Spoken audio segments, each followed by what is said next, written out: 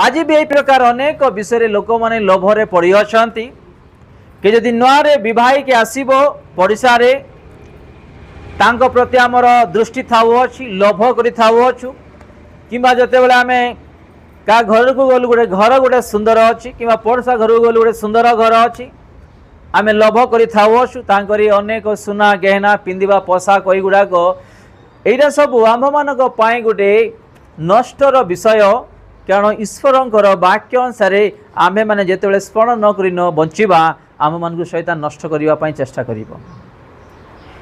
तो आमे माने आज जहाँ ईश्वरंकर वाक्य रु देखुछु विशेष करी लोभ विषय रे आमे केमिति केमिति विषय रु उद्धार पाइबा से लोभ रु दूर हेबा से लोभर वाक्य आज आमे ईश्वरंक ठारू आज शिक्षा पावछु आमे माने जिमति कि लोभ न करू। तो देखिए सुना भी पिंधिकी आसुछंती आमे देखिकी लोभ न करू। तो देखिए भल